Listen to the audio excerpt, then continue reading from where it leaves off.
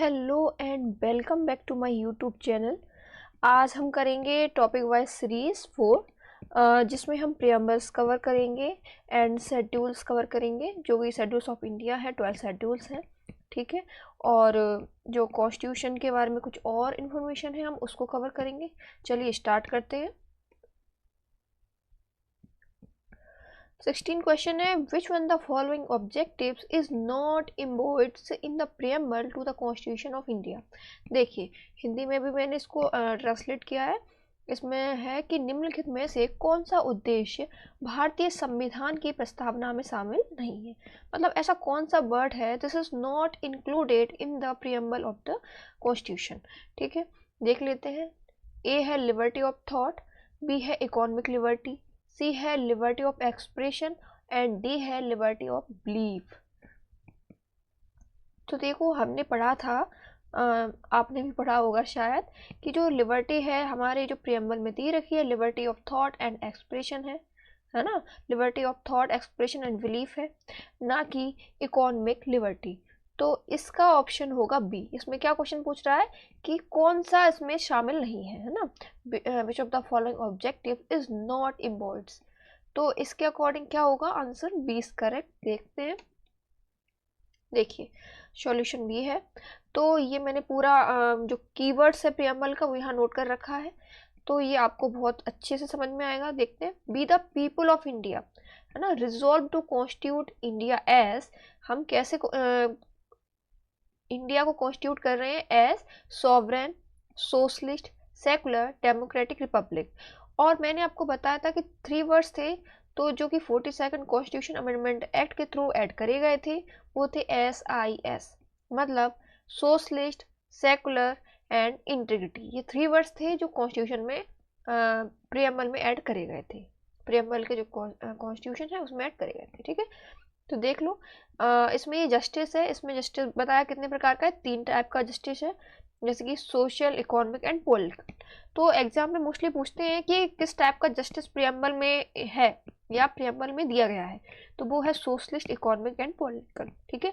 ऐसे भी बोल सकते हो economic, political and social justice, ठीक है। लिबर्टी भी पूछी थी अभी, तो उसमें कौन सा था, thought, expression, belief, faith and worship. इसमें कहीं भी इकोनॉमिक लिबर्टी की बात नहीं करी है। तो लिबर्टी के कुछ कीवर्ड्स हैं, थॉट है, एक्सप्रेशन है, belief, faith and worship. 4 type की इसमें लिबर्टी दे रखी है, ठीक है। Thought, expression, belief, faith and worship. Thought, expression, belief, faith and worship, ठीक है। अब इक्वलिटी की बात करते हैं, तो इसमें 2 टाइप की इक्वलिटी दी है, एक तो स्टेटस, दूसरी अवसर, है ना, अपॉर्चुनिटी। तो अवसर और स्टेटस, ठीक है। हिंदी में अवसर है, इंग्लिश में कहते हैं अपॉर्चुनिटी, ठीक है। इक्वलिटी 2 टाइप की, ठीक है। अब फ्रेटर्निटी दी है, तो फ्रेटर्निटी कितने टाइप की है, देखो, dignity of individuals, unity and integrity. Dignity of individuals, unity and integrity. तो ये जो कीवर्ड्स है ये आपको लर्न करने पड़ेंगे, तभी ये आपके लिए बहुत ज़्यादा हेल्पफुल होंगे, ठीक है। अब ये भी बताया है कि ये कॉन्स्टिट्यूशन असेंबली ने कब इसको अडॉप्ट करा था प्रियम्बल को, तो ये लिखा है 26 डे ऑफ नवंबर 1949 को, ठीक है। तो ये पूरा दिया है, ये हम पढ़ चुके हैं, ठीक है। तो इसमें लिखा है बट नॉट इकोनॉमिक लिबर्टी, इसमें इकोनॉमिक लिबर्टी की बात नहीं करी है। तो हमारे जो कॉन्स्टिट्यूशन असेंबली है, जो कॉन्स्टिट्यूट असेंबली है, उसने कैसे इंडिया को कॉन्स्टिट्यूट किया है, as sovereign, socialist, secular, democratic republic. फिर से लर्न करेंगे, sovereign, secular, socialist and democratic republic. और हमारे जो प्रियम्बल है उसमें जस्टिस कितने टाइप का दिया है, तो उसमें जस्टिस है social, economic and political. Social, economic and political. और लिबर्टी कितने प्रकार की है, 4 टाइप की है। कौन कौन सी है, thought, expression, belief, faith and worship. Repeat करेंगे आप भी, thought, expression, belief, faith and worship, ठीक है। अब इक्वलिटी की बात करें तो इक्वलिटी 2 टाइप की थी, status and opportunity, status and opportunity. अब फ्रेटर्निटी कितने टाइप की है, फ्रेटर्निटी भी 3 टाइप्स की है, dignity of individuals, unity and integrity. Dignity of individuals, unity and integrity. Learn हो गया, चलो ठीक है। अब चलते हैं नेक्स्ट क्वेश्चन पर। 17th क्वेश्चन है, one of the following implications of equality in society is the absence of, मतलब समाज में समानता का एक प्रभाव क्या है ना। जैसे कि सभी में इक्वलिटी आती है तो उसका क्या एक तरीके से प्रभाव है, ठीक है। देखते हैं,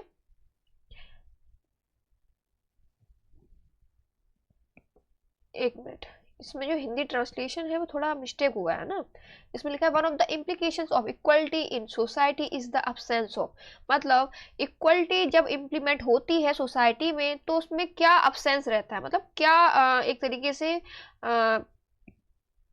अब्सेंट है सोसाइटी में। अगर इक्वलिटी सभी में आती है तो ऐसा क्या है जिसका अभाव है या अभाव होगा। तो देखते हैं, प्रिविलेजेस, प्रतिबंध, प्रिविलेजेस प्रतिबंधों का अभाव, प्रतिस्पर्धा का अभाव मतलब कंपटीशन, और आइडियोलॉजी मतलब विचारधारा का अभाव। देखो, जब सभी में समानता आएगी तो जाहिर सी बात है कि उसमें प्रिविलेजेस का एक तरीके से अब्सेंस होगा, है ना, क्योंकि जब सभी में समानता है तो प्रिविलेजेस कहाँ से आएंगे।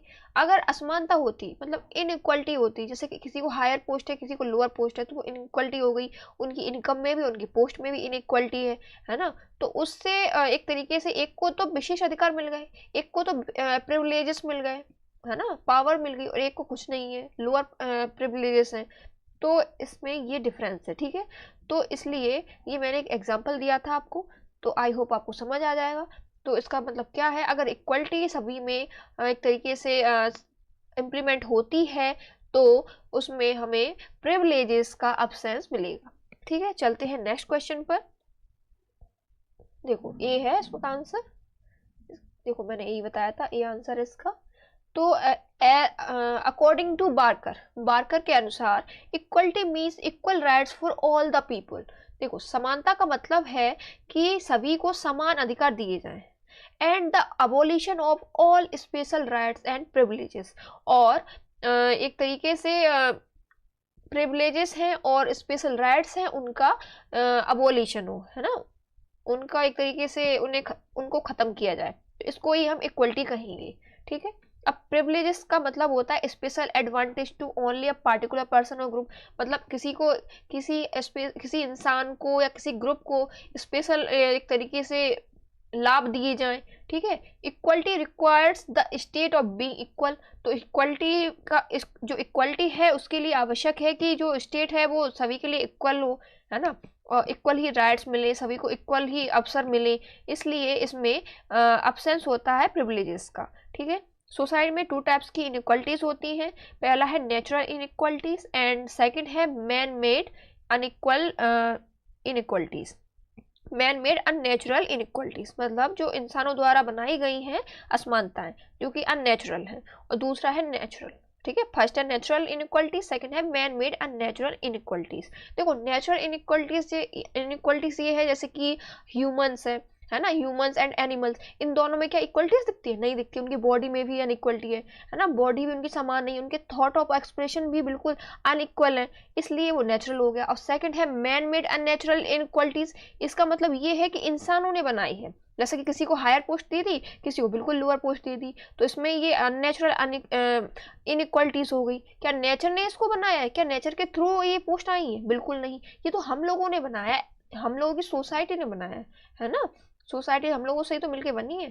समझ आ गई बात? चलते हैं नेक्स्ट क्वेश्चन पर। The provisions of the 5th and 6th schedule in the constitution of India are made to, मतलब संविधान की 5वीं और 6ठी अनुसूचियों के प्रावधान किस उद्देश्य बनाए गए? तो देखो, इसके लिए मैंने एक ट्रिक बनाई थी, आपको कहीं भी मिल जाएगी, टीयर्स ऑफ ओल्ड पीएम, है ना, tears of old PM. T से टेरिटरी था, ई से इवोल्यूशन था, ए से था अफर्मेशन एंड ओथ, और आर से था राज्यसभा, ठीक है, ऐसे ही था, ठीक है। तो अभी और आगे मैं बताऊंगी, अभी आप देख लेते हैं।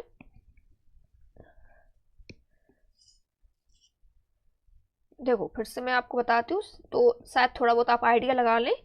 टीयर्स ऑफ ओल्ड पीएम, जैसे कि टी से था टेरिटरी, ठीक है, ई से था एमुलमेंट्स जो प्रिविलेजेस हैं वो, और ए से था अफर्मेशन एंड ओथ, आर से था राज्यसभा सीट्स एलोकेशन, ठीक है, और एस से था शेड्यूल्ड एरियाज।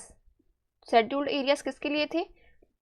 जो कि जो ट्राइबल्स रहते हैं उनके लिए शेड्यूल एरियाज थे, जो अभी भी हैं शेड्यूल एरियाज, ठीक है। ओ से था अदर ट्राइबल एरियाज, ठीक है। तो ये तो ओ तक हो गया, ऑफ, है ना। तो एफ से था फेडरल लिस्ट जो कि 7th लिस्ट है, वो 7th हो गई, ठीक है। ओ से है ऑफिशियल लैंग्वेजेस, एल से है लैंड रिफॉर्म्स, डी से है एंटी डिफेक्शन अमेंडमेंट्स, और पी से था पंचायत, और एम से है म्यूनसिपालिटीज। देख लेते हैं। अब जो शेड्यूल ट्राइब्स है ना, शेड्यूल एरियाज हैं, वो 5th में है, और 6th में क्या है, अदर शेड्यूल्ड एरियाज, ठीक है। तो 5th एंड 6th इन दोनों में ये शेड्यूल एरियाज की बात करी है, शेड्यूल एरिया शेड्यूल ट्राइब्स की बात करी है, ठीक है। तो इनमें हम देखते हैं, अब चेक करते हैं ऑप्शंस के थ्रू, ठीक है। डी से देखते हैं, protection the interest of all the border states, मतलब जो सभी बॉर्डर स्टेट्स हैं उनका उनका प्रोटेक्शन और उनके इंटरेस्ट के बारे में इसमें है क्या, बिल्कुल नहीं। सी में देख लो, determines the powers authority and responsibility of panchayat, panchayat की जो पावर्स हैं, जो शक्तियां हैं, उनका उत्तरदायित्व निर्धारित करने के लिए, ऐसा है क्या, देख लो आप। बी और बी में है determine the boundaries between state, मतलब राज्यों के बीच की सीमाओं को निर्धारित करने के लिए, और ए है protect the interest of scheduled tribes, मतलब अनुसूचित जनजातियों के हितों की रक्षा करने के लिए। तो मैंने आपको बताया था जो ये 5th एंड 6th शेड्यूल है, इसमें only and only protection the interest of scheduled tribes के बारे में प्रोविजंस है। तो आंसर क्या होगा, ए होगा। देख लेते हैं, ट्रिक भी मिलेगी आपको। देखो ये आंसर ए है, ये रहा पूरा एक्सप्लेनेशन, ठीक है। देखो ये लिखा है ना, 5th schedule of the constitution of India contains special provisions for the administration and control of scheduled areas in several states, ठीक है। किसके बारे में प्रोविजंस है, for the administration and control of schedule areas, for the administration and control of schedule areas in several states, ठीक है। अब देख लो द 6th वाला, 6th शेड्यूल, इसमें लिखा है for the administration of tribal areas in the north eastern state. देखो इसमें जो 5th शेड्यूल है, इसमें एडमिनिस्ट्रेशन की बात करी है, लेकिन इसमें लिखा है सेवरल स्टेट में, ठीक है। सेवरल स्टेट में एडमिनिस्ट्रेशन और कंट्रोल हो शेड्यूल ट्राइब्स का, ठीक है। सेवरल स्टेट है ना, सेवरल स्टेट्स में। और ये 6th शेड्यूल है, उसमें किसमें दिया है, उसमें नॉर्थ ईस्ट में बोला है, ओनली नॉर्थ ईस्ट स्टेट है ना, जो कि कौन कौन सी हैं, देखो इधर ये रही मेघालय, त्रिपुरा, मिजोरम एंड असम, ये 6th शेड्यूल में है, ठीक है। याद रखो, इसके लिए ट्रिक है मैट मिया, ठीक है, मैट मिया। तो मैट एम से क्या होगा, देखो मेघालय, एम ई से मेघालय, टी से त्रिपुरा, मी से मिजोरम, और ए से असम, ठीक है, मैट मिया। तो ये क्या होगा, मेघालय, त्रिपुरा, मिजोरम एंड असम, ठीक है। अब देख लो ये पूरा जो टीयर्स, देखो ये पूरी ट्रिक है, जो पूरे शेड्यूल्स हैं 12 उनकी ये ट्रिक है। Tears of old PM, T से टेरिटरी होगा, ई से इमोलमेंट्स होगा, इमोलमेंट्स और इमोलमेंट्स कहूँ या भत्ते कहूँ, ठीक है। ए से अफर्मेशन एंड ओथ्स है, आर से राज्यसभा है, एस से शेड्यूल एरियाज हैं, ओ से अदर शेड्यूल एरियाज, और एफ से है फेडरल स्ट्रक्चर। और देखो फेडरल स्ट्रक्चर 3 है, state list, union list and concurrent list, ठीक है। तो ये 3 है। ओ से ऑफिशियल लैंग्वेजेस है, एल से लैंड रिफॉर्म्स है जो कि 9th शेड्यूल में है, ठीक है। उसके लिए फर्स्ट कॉन्स्टिट्यूशन अमेंडमेंट एक्ट 1951 लाया गया था। और है डी से है 10th शेड्यूल एंटी डिफेक्शन, जो कि 52nd कॉन्स्टिट्यूशन अमेंडमेंट एक्ट 1985 के थ्रू आया था। और 11 में है पंचायत, जो कि 73rd कॉन्स्टिट्यूशन अमेंडमेंट एक्ट 1993 के थ्रू आया था। और एम से है म्यूनसिपालिटीज, जो कि 74th कॉन्स्टिट्यूशन अमेंडमेंट एक्ट 1993 के थ्रू आया था, ठीक है। आज के लिए इतना काफ़ी है, इतना आप लर्न कर लें। Thank you so much.